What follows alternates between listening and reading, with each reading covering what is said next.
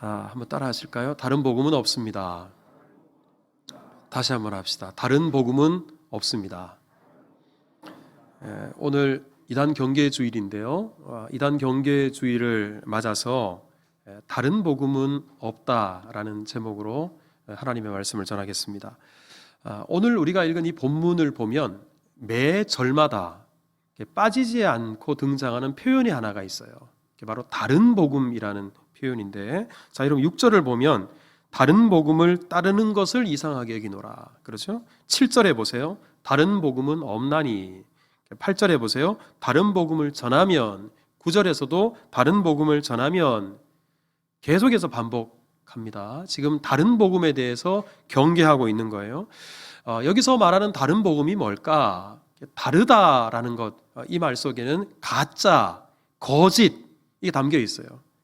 진짜 복음은 따로 있는데 가짜 복음, 거짓 복음을 전했습니다. 그것을 다른 복음이라고 하는 겁니다. 자, 그러면 가짜가 있으면 진짜가 있겠죠. 진짜 복음은 뭔가? 오늘 우리가 6절부터 읽었습니다만 바로 앞부분 갈라디아서 1장 4절에 보면 복음이 무엇인지를 간략하게, 하지만 핵심적인 내용을 담아서 우리에게 전해주고 있는데, 자, 같이 한번 읽어볼까요? 시작. 그리스도께서 하나님 곧 우리 아버지의 뜻을 따라 이 악한 세대에서 우리를 건지시려고 우리 죄를 대속하기 위하여 자기 몸을 주셨으니. 자, 여기서 보세요. 예수님께서 하나님 아버지의 뜻을 따라 이 땅에 오셨대요. 하나님께서는 우리를 사랑하셔서 우리를 위한 구원의 뜻을 정하셨고, 그 뜻에 따라 예수님께서는 사람이 되셔서 그리스도가 되셔서 이 땅에 오셨다라는 말입니다. 자, 이 땅에 오신 예수님께서 어떻게 하셨나?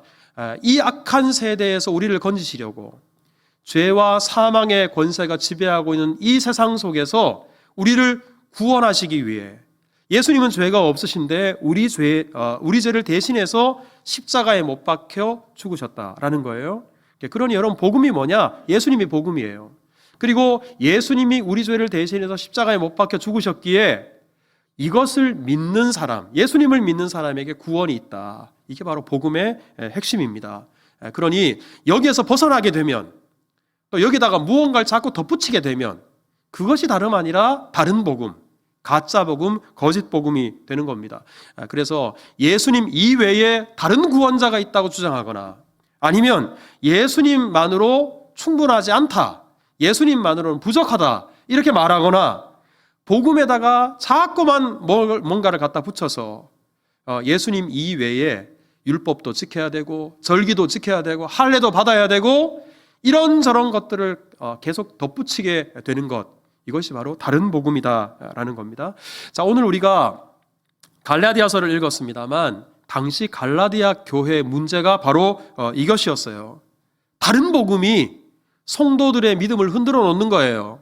자, 우리 7절을 한번 보십시오. 자, 7절을 보면 다른 복음은 없나니 다만 어떤 사람들이 너희를 교란했다 그래요. 어떤 사람이 지금 교회에 들어와서 성도들을 교란하고 있대요. 여기서 말하는 어떤 사람은 누구를 가리킬까?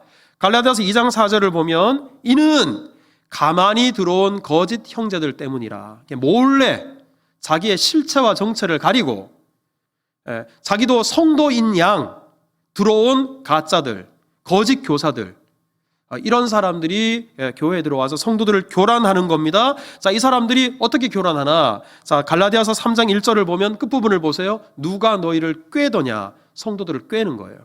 성도들을 유혹하는 겁니다. 이 사람들이, 이 가짜들이 교회에 들어와서 성도들을 꾀던 게 다른 게 아니에요. 갈라디아서 4장 10절을 보시면 너희가 날과 달과 절기와 해를 삼가 지키니, 사실 갈라디아 교회는 오직 복음을 통해 예수님으로 구원받는다라고 사도 바울이 가르쳤어요. 그래서 설립된 교회예요. 그런데도 어느 순간 이 다른 복음을 들은 성도들이 안식일을 지키기 시작하는 거예요. 달을 지키기 시작하는 거예요. 절기를 지켜야 구원받는다고 생각하는 거예요. 바로 거짓 교사들이 들어와서, 이단들이 들어와서 성도들을 교란했기 때문에 그런 겁니다. 갈라디아서 5장 3절에도 보면 내가 할례를 받는 각 사람에게 증언하노니, 갈라디아 교회 성도들이 구원받으려고 할례 받는 사람들이 있다는 거예요. 더 이상 할례 받아야 구원받는 게 아닌데도 이런 일이 생겨났습니다. 왜 그럴까요?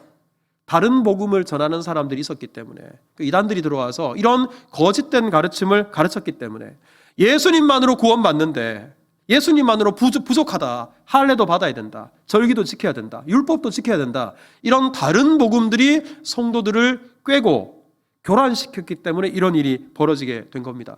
자, 여러분, 이 결과가 대단히 중요해요. 이렇게 다른 복음에 물들어지고 이단의 꾀임에 넘어가게 되면 어떻게 되나? 갈라디아서 3장 3절에 이렇게 말씀합니다. 성령으로 시작했다가 이제는 육체로 마치겠느냐? 여러분, 우리는 예수님을 믿으면 우리 안에 주의 영이신 성령께서 들어오십니다. 성령으로 살게 되는 거예요. 그런데 이제는 육체로 마치겠느냐? 믿음을 저버리겠느냐? 여러분, 이단에 물들면 이렇게 믿음을 저버리게 되는 거예요. 갈라디아서 5장 7절에도 이렇게 말합니다. 너희를 막아서 진리를 순종하지 못하게 했다. 우리는 진리에 순종하며 살아야 되잖아요. 그런데 진리에 순종하지 않고 사탄에 순종하는 사람으로 바꿔버려요. 그 끝이 갈라디아서 5장 15절에 보면 피차 멸망할까 조심하라. 여러분, 이단에 넘어가면 그냥 넘어간 정도로 끝이 아니라 그 결과가 멸망이라는 겁니다. 그러니 얼마나 심각한 문제입니까? 자, 그런데 이런 문제가 당시에 갈라디아 교회만의 문제가 아니었어요. 초대교회에 설립된 대부분의 교회가 이 이단의 문제, 다른 복음을 전하는 문제 때문에 골머리를 앓았습니다. 고린도후서 11장 4절을 보면 고린도 교회 안에도 어떤 일이 있었나 그러면 다른 예수를 전하고 다른 영을 전파하고 다른 복음을 전하는 사람들이 있었어요. 이단들이 들어와서 이렇게 성도들을 미혹한 거예요. 빌립보서 3장 2절에도 보면 빌립보 교회에도 어떤 사람들이 있었냐면 개들을 삼가라. 그럼 여기서 개는 우리 실제로 멍멍이를 가리키는 게 아니에요. 사람을 가리키는 말이에요.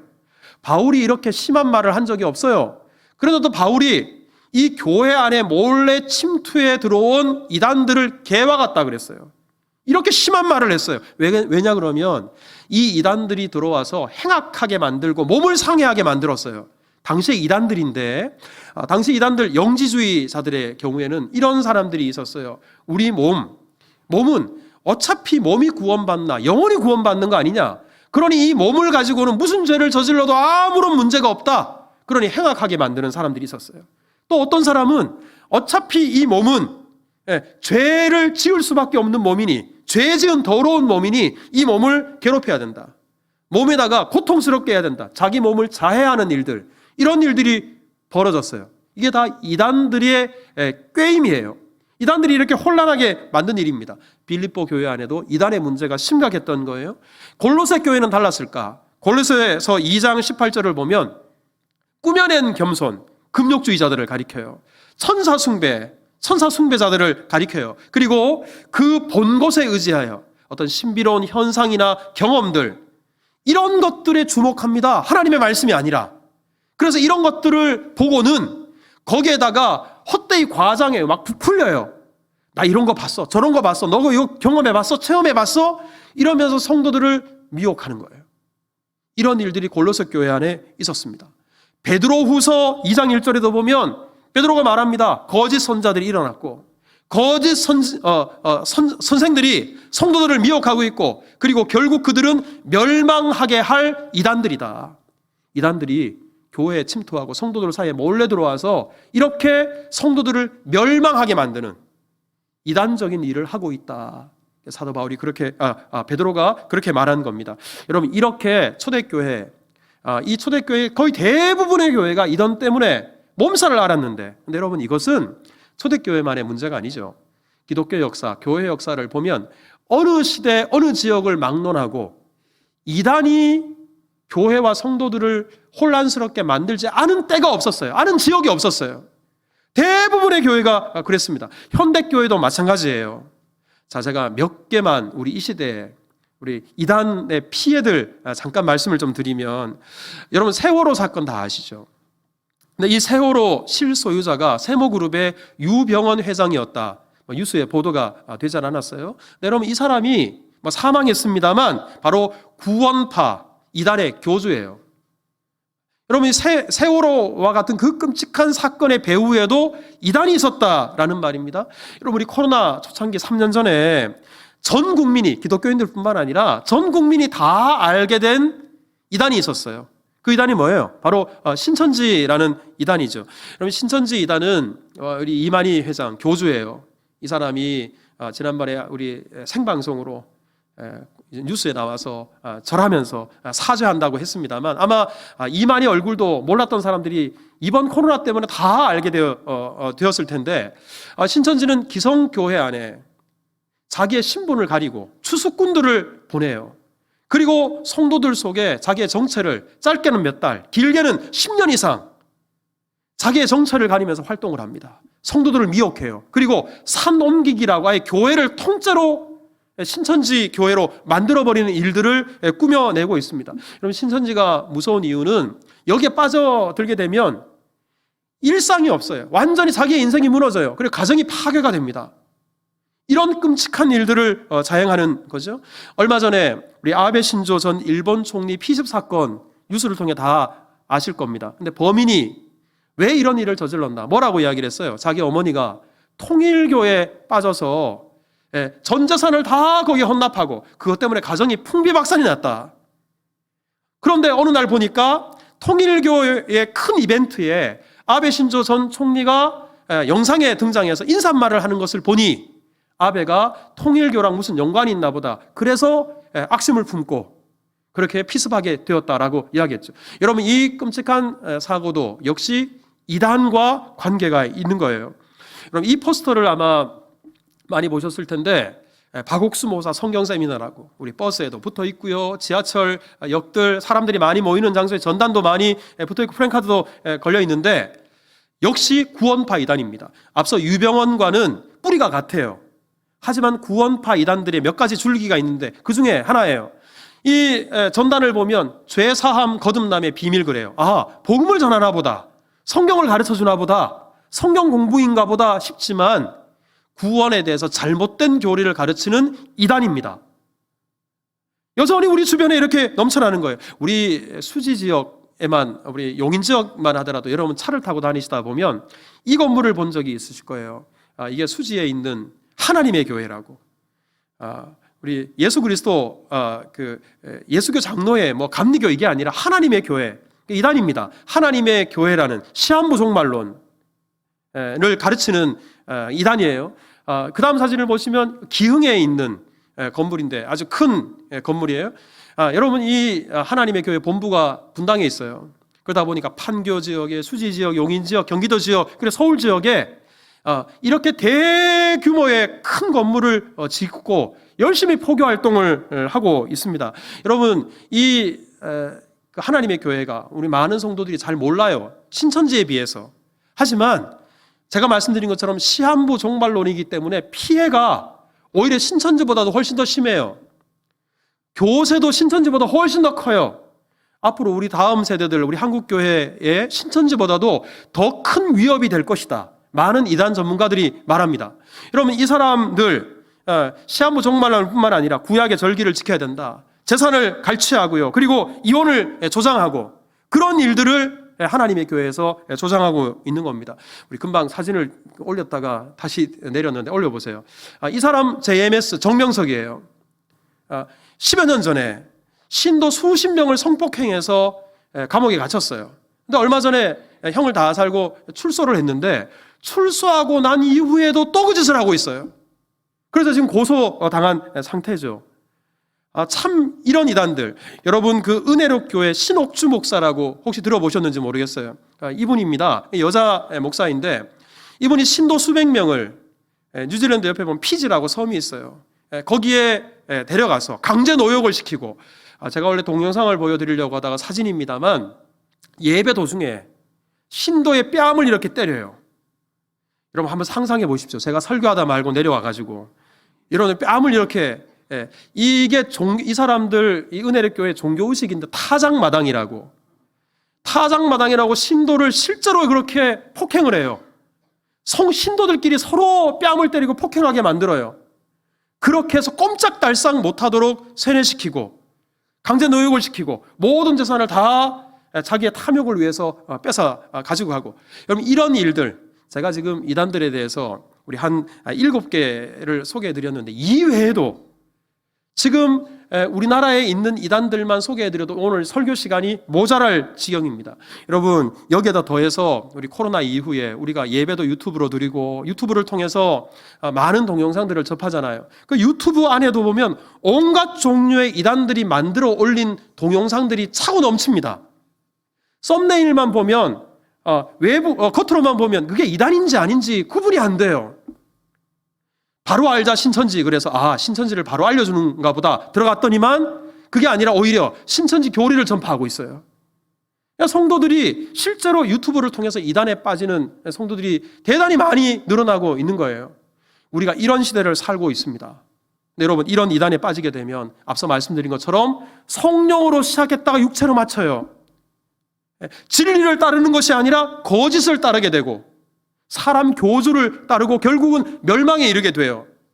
얼마나 심각한 일입니까? 그래서 우리 오늘 이단 경계주일이에요. 다시 한번 이단에 대한 경각심을 우리가 가져야 될 것이고, 그리고 이단은 이미 빠졌다가 나중에 회복하는 게 의미가 없어요. 중요하지 않아요. 예방하는 게 무엇보다 중요합니다. 그래서 오늘 우리 말씀을 통해서 왜 우리가 이단에 빠지는 것을 주의해야 되는지 우리 몇 가지 여러분들과 한번 말씀을 좀 나누려고 합니다. 일종의 예방주사라고 생각하면 좋겠어요. 자, 우리 먼저 첫 번째, 저를 한번 따라서 합시다. 이단에 속히 빠질 수 있다. 먼저 우리가 이단에는 우리가 금방 빠질 수 있어요. 속히 빠질 수 있어요. 이게 무슨 말인가? 자, 우리 오늘 보면 6절을 한번 읽어보십시다. 다 같이 시작. 그리스도의 은혜로 너희를 부르신 이를 이같이 속히 떠나 다른 복음을 따르는 것을 내가 이상하게 여기노라. 바울이 갈라디아 교회 성도들을 봤더니 그 성도들 한 사람 한 사람 세워서 그리스도인 되게 하기까지 목숨을 걸었어요. 얼마나 헌신하고 얼마나 수고하고 얼마나 눈물을 흘리고 얼마나 많은 시간을 필요로 했는데, 그런데 그런 성도들이 이단에 빠지는 것은 금방이에요. 그야말로 속히 넘어가 버리는 거예요. 근데 여러분, 왜 이렇게 불신자가 그리스도인 되는 것은 대단히 시간도 많이 걸리고 어려운 일인데 이단에 빠지는 것은 금방 빠지게 되는가 하면, 여러분, 그것은 이단의 특성이 불신자들을 대상으로 하지 않아요. 이미 신앙생활을 하고 있는 성도들을 대상으로 하고 있습니다. 여러분, 간혹 우리 밖에서 전도하는 사람들, 여러분들을 자꾸 성경 공부로 인도하는 사람 중에 나 수지수용교회 성도다, 교회 다닌다, 그렇게 말하는데도 우리 교회 한번 와봐라, 선교사님 한번 만나봐라, 성경 공부 한번 해봐라, 이런 사람들은 일단 물음표를 다셔야 돼요. 이단들은 불신자들을 대상으로 하지 않아요. 우리 신자들을 대상으로 합니다. 그런데 여러분, 이 신자들을 대상으로 할 때 우리가 알고 있는 것에 대해서 전체를 다 부정하지 않습니다. 성경도 우리가 알아요. 성령이라는 말도 알아요. 성경의 여러 가지 용어들도 다 알아요. 거기에서 이단들이 조금씩만 바꿔요. 그러니까 성도들은 그 차이를 몰라요. 그래서 넘어가는 겁니다. 여러분, 이단이라는 말 용어가 우리 한자를 보시면 이것이 달을 이자 그리고 발을 단자예요. 이 단자는 진실 단자라고 하기도 합니다. 그러면 뭐예요? 진리가 다르다라는 거예요. 교리가 다르다 이 말이에요. 그런데 그 다른 것이 전부가 다 다른 것이 아니라 조금씩만 바꿔요. 조금씩 달라요. 그런데 조금씩 다른데 문제는 그 조금씩 다른 것이 심각한 문제를 이야기합니다. 가령 예수님은 우리를 구원하시는 구원자다. 그것을 이단들도 그렇게 말을 해요. 하지만 그 예수님이 누구냐? 정명석이다. 그 예수님이 이만이다. 그렇게 주장을 합니다. 교묘하게 바꾸는 거죠. 예수님을 믿으면 구원받는다. 맞다. 하지만 그것만으로는 부족해서 몇 가지를 더 해야 된다. 이렇게 가르쳐요. 성경은 하나님의 말씀이다. 맞아, 성경 하나님 말씀이야. 하지만 지금도 하나님께서는 이만희에게 계시한다. 아니면 특정 누구에게 지금도 성경 계시와 같은 권위로 계시한다. 말씀한다. 이렇게 가르쳐요. 아예 완전히 부정하는 게 아니에요. 조금씩 진리를 다르게 말을 합니다. 근데 문제는 불신자 한 사람이 앞서 말씀드린 것처럼 성도 되는 그 과정이 얼마나 길고 얼마나 힘든데, 여러분, 사도 바울이 앞서 말씀드린 목숨 걸고 교회를 개척했어요. 성도 한 사람 한 사람 마치 어린아이 대하듯이 돌보면서 그리스도인 되게 했는데 너무나 쉽게 이단에 빠지고 너무나 쉽게 멸망의 길로 접어서는 것을 보니까 가슴이 안타까운 거예요. 그래서 갈라디아서 3장 4절에 사도 바울이 이렇게 말합니다. 너희가 이같이 많은 괴로움을 헛되이 받았느냐. 지금까지 신앙생활 하느라고 신앙을 지키기 위해서 그렇게 시련과 고난을 받으면서도 인내하면서 지금까지 신앙생활을 잘 해왔는데 이단에 이렇게 금방 빠져버리니까 얼마나 헛된 일이냐. 얼마나 가슴이 아팠던지 가슴을 치면서 너희가 과연 지금까지 헛된 시간을 보냈느냐. 그렇게 통탄하고 있는 겁니다. 사랑하는 성도 여러분, 이단에 빠지는 것은 순식간이에요. 금방이에요. 그러기에 우리가 방심하면 안 돼요. 깨어 있어야 돼요. 이단 경계주의를 지키고, 제가 우리 설교할 때 한 번씩 이단에 대해서 언급하는 이유가 바로 여기에 있습니다. 성령께서 우리 모두에게 분별의 지혜를 주시고 방심하지 말고 깨어 있어서 언제나 이단과 맞서 싸우는, 그리고 이단에 물들지 않을 수 있기를 주님의 이름으로 축복합니다. 또 한 가지, 자, 저를 한번 따라서 합시다. 이단은 신앙을 교란하고 변질시킵니다. 자, 여러분, 교란하고 변질시켜요. 자, 7절을 한번 읽어볼까요? 다 같이 시작. 다른 복음은 없나니 다만 어떤 사람들이 너희를 교란하여 그리스도의 복음을 변하게 하려 함이라. 여러분, 여기서 교란한다라는 말이 흔들어 놓는다라는 말이에요. 신앙생활 제대로 하지 못하도록, 예수님 제대로 바라보지 못하도록 우리를 막 흔들어 놔요. 그리고 변하게 하려 함이라. 이 변하게 한다라는 말이 우리 예수님 믿으면 점점점 변화되어져야 되잖아요. 변화를 말하는 게 아니라 변질을 가리켜요. 우리를 변질되게 합니다. 여러분, 갈라디아 교회에 들어온 이단들이 이렇게 성도들을 흔들어 놨어요. 제대로 집중해서 신앙생활하지 못하도록.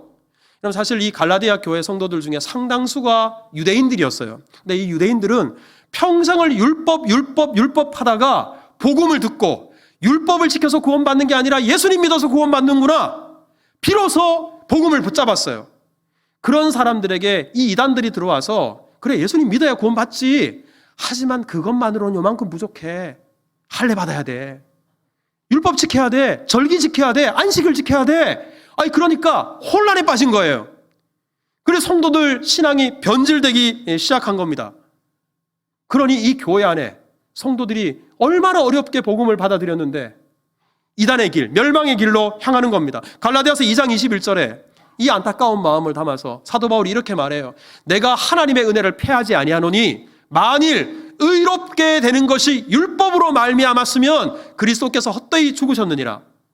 사도 바울이 지금처럼 의롭게 되는 것은 오직 예수, 오직 복음으로 말미암아 우리가 의롭게 된다고 가르쳤는데 이단들의 가르침 때문에 율법을 또 지키려고 하는 거예요.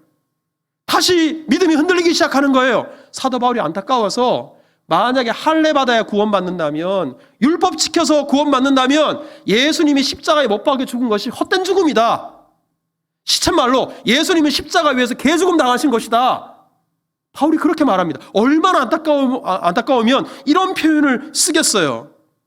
여러분, 이 시대에도 이단들이 우리들에게 몰래 침투해서 다른 복음을 전함으로 우리의 신앙을 뿌리부터 흔들어 놓습니다. 그리고 우리의 신앙을 돌이키기 어려울 정도로 변질시켜 놓습니다. 여러분, 많은 분들이 이단에 빠졌더라도 나중에 다시 개종교육을 받으면 되지, 이렇게 주장하는 분들이 있어요. 하지만 여러분, 개종교육을 받았다 하더라도 그분이 정말 그 이전처럼, 이단에 빠지기 전처럼 제대로 신앙생활을 하기가 어려워요. 그래서 예방교육, 빠지기 전에 예방하는 것이 중요하다고 말하는 이유가 바로 여기에 있습니다. 여러분, 이단은 우리의 신앙을 흔들어 놓습니다. 변질시켜버립니다. 회복하기 어려울 정도로 만들어버립니다. 우리가 이단을 경계해야 되는 이유가 여기에 있어요. 우리 마지막 세 번째, 자, 저를 한번 따라서 합시다. 이단은 하나님이 아니라 사람의 종이 되게 합니다. 여러분, 이단은 무엇보다 하나님을 섬겨야 되는다, 사람을 섬기게 만들어요. 하나님을 기쁘시게 해야 되는데 사람을 기쁘게 만들어요. 자, 오늘 본문 10절을 한번 읽어보십시다. 우리 다 같이 읽어요. 시작. 이제 내가 사람들에게 좋게 하랴, 하나님께 좋게 하라, 사람들에게 기쁨을 구하랴. 내가 지금까지 사람들의 기쁨을 구하였다면 그리스도의 종이 아니니라. 여러분, 사도 바울이 예수 그리스도의 그 복음을 듣고 복음으로 말미암아 그 복음 안에 구원이 있구나, 영생이 있구나, 이 사실을 깨닫고 나서 자기 같은 죄인 개수와 같은 자기를 구원해 주는 그 하나님의 은혜가 얼마나 큰지 앞으로는 내가 복음 안에서 사람을 기쁘게 하는 삶이 아니라 하나님을 기쁘시게 하는 삶을 살아야겠다. 이렇게 결단합니다. 여러분, 그런데 이것이 바울뿐만 아니라 우리 모두의 고백이잖아요. 우리 중에 사람을 기쁘게 하고자 하는 자가 있습니까? 우리 모두는 복음 안에서 하나님을 기쁘시게 하는 것, 그리고 사람을 섬기는 것이 아니라 하나님을 섬기는 것, 이것이 신앙생활이라고 믿고 있어요. 하지만 여러분, 이단에 빠지게 되면 그 순간부터 하나님이 아니라 사람을 섬기게 돼요. 하나님을 기쁘시게 하는 것이 아니라 사람을 기쁘게, 그것도 교수를 기쁘게 하는 그런 삶을 살게 됩니다. 여러분, 현대 종교에 우리 고 탕명한 소장이라고 아마 아실 거예요. 우리 한국 교회 안에 침투해 있는 다양한 이단들 고발하고 이단으로부터 교회를 지키는 그런 일들을 힘쓰셨는데, 이단들을 위한 그런 사역들을 하다가 우리 자택 앞에서 이단에게 피습당해서 순교를 당하셨죠. 근데 그 아들들이 지금도 아버지께서 하셨던 그 일을 여전히 이어가고 있어요. 우리 언제 기회가 되면 탁질 교수라고, 부산 장신대 교수, 지금도 이단 사역 관련된 강의를 하고 계시고, 탁지원 소장, 현대종교 소장인데 우리 한번 교회 청해서 우리 말씀을 들었으면 좋겠다라고 제가 준비하고 있습니다만, 이분이 우리 아들, 큰 아들이에요. 탁질, 우리 부산 장신대 교수인데, 이분이 유튜브에 요즘 코로나 이후에 이단들의 트렌드가 어떻게 바뀌었나, 그 강의를 올려 두셨어요. 제가 그 강의를 듣고 참 느낀 바가 많았어요. 근데 그 중에 한 가지를 소개하자면, 여러분, 코로나 시대 이전이나 코로나 시대 이후나 변하지 않는 트렌드가 하나 있더군요. 그 변하지 않는 트렌드가 뭐냐 그러면 다른 게 아니라 이단의 목적. 자, 저를 한번 따라서 합시다. 이단의 목적은 사리사욕이다. 사리사욕이라는 이 트렌드가 바뀌지 않는 거예요. 여러분, 이단들의 목적은 철저하게 돈에 있어요. 물질에 있어요. 다른 게 아닙니다. 여러분, 서울 성락교회 우리 베레아 귀신론 김기동 목사 아실 겁니다. 우리 TV 프로그램에 그 오른팔이었던 윤준호 씨가 나와서 이렇게 폭로를 했죠. 우리는 지금까지 성경 교육을 받은 것이 아니라 세뇌 교육을 받았다. 성락교회는 성도를 ATM 기계로 여긴다. 여러분, ATM 기계가 뭔지 아시죠? 카드를 넣고 또한 우리 통장을 넣으면 현금이 나와요. 성도들은 현금을 뽑아주는 돈으로 생각해요. 성도 한 사람 한 사람을 그렇게 물질적인 돈의 관점으로 바라봅니다. 전도의 목적은 선교가 아니라 철저하게 돈이었다. 교회 헌금으로 아들 명의의 빌딩을 사고 며느리 명의로 부동산을 매입하는 듯 양파를 까도 양파처럼 계속해서 이런 비리들이 드러난다. 겉으로는 하나님 하면서도 뒤로는 이렇게 성도들을 노략질해서 자기가 탐욕을 채운 거예요. 그러니 이 이단에 빠지게 되면 하나님을 섬기고 하나님을 기쁘시게 하는 마음으로 헌금 생활하고 하지만 결국은 다 그것이 교주를 기쁘게 하는 거예요. 교주의 탐욕을 채워주는 겁니다. 우리 신천지 교회에서도 포교 대상, 전도 대상으로 급을 나눠요. A급, B급, C급 있어요. 그런데요, 이 급에 들지 않는 우리 사람들이 있어요. 누구냐면 어르신들, 노인들, 장애인들, 가난한 사람들, 이 전도 대상에서 어떤 등급에도 들지 못해요. 왜 그럴까요? 이들의 논리대로라면 돈이 안 되니까. 전도해봐야 필요 없는 거예요. 궁극적인 목적이 돈에 있는 겁니다. 여러분, 제가 우리 좀 전에 하나님의 교회 말씀드렸는데 이 시한부 종말론이라 그랬죠. 근데 시한부 종말론 이단으로 우리 한국교회에 큰 파장을 일으켰던 것이 1992년 다미 선교회 이장님 아마 들어보셨을 거예요. 이때 92년 10월 28일에 예수님 재림한다. 세상에 종말이 온다. 이 세상의 종말 날짜를 정해놓고 포교활동하는 이 시한부 종말론이에요. 그런데 여러분, 이때 제가 그때 군생활을 했어요. 군생활을 하고 저는 평소에 어떤 신앙을 갖고 있었냐면, 그래, 예수님 92년 10월 28일에도 오실 수 있지. 그날과 그 시는 아무도 모르니까. 하지만 하도 이 사람들이 떠들어댔으니까 지하철역, 우리 버스 앞에 사람들이 모이는 곳마다 얼마나 많은 전단을 뿌리고 28일 날 세상에 종말이 온다고 떠들어댔던지 저를 비롯해서 많은 사람들이 알고 있었어요. 근데 그날 제가 행군을 했는데 행군이 얼마나 힘드는지 너무 힘든 나머지 잠시 그래, 오늘 예수님 오시는 것도 괜찮을 것 같기도 하다, 이런 생각을 잠시 하기도 했어요. 근데 여러분, 그날 예수님 왔어요, 안 왔어요? 않았어요. 세상에 종말이 오지 않았어요. 근데 문제는 이때 세상에 종말이 온다고 하니까 사람들이 세상에 종말이 오면 은행에 저축된 예금이 필요합니까? 다 인출해서 헌금했어요. 집 필요합니까? 아파트 팔아서 헌금했어요. 부동산 팔아서 헌금 다 했어요. 근데 그것을 가지고 이장님 씨가 자기 개인 땅을 샀어요. 나중에 재판석에 섰습니다. 판사가 묻습니다. 신도들에게는 휴거된다고 종말이 온다고 가르치면서 당신은 왜 그 돈을 받아 땅을 샀습니까?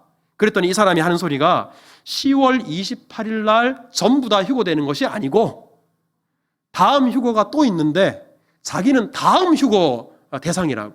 그러니 다음 휴거가 될 때까지 자기가 이 세상에서 활동해야 되고 해야 될 일이 있으니까 그 활동비로 받은 거라고. 이게 바로 시한부 종말론이에요. 여러분, 하나님의 교회가 제가 앞서 말씀드린 것처럼 시한부 종말론을 주창하고 있는데 이 사람들도 아마 여러분들은 못 들어보셨을 수 있어요. 2012년에 세상에 종말이 온다고 그렇게 떠들어댔어요. 그렇게 가르쳤어요. 여러분, 2012년이면 10년 전이죠. 그때 종말이 왔는가? 왔다면 우리 지금 이렇게 예배 드리지 못하겠죠. 거짓말이었어요. 세상에 종말이 오지 않았습니다. 그런데 문제는 그때 세상에 종말이 온다고 가르쳤으니 이 신도들이 앞서 이장님, 담임 선교회 신도들처럼 헌금을 갖다 바쳤어요. 집을 갖다 팔고 갖다 바쳤어요. 보험 해지하고 적금 해지하고 갖다 바쳤어요. 그러니 얼마나 많은 돈이 들어왔겠습니까? 여러분, 이 자료를 보시면 우리 탁재일 소장이 우리 강의 중에 소개한 가정인데 하나님의 교회가 이곳저곳 엄청난 규모의 건물을 세웠는데 다 2012년이에요. 그 막대한 돈을 받아서 이런 어마어마한 건축 그리고 교세를 늘리는데 다 사용을 했습니다.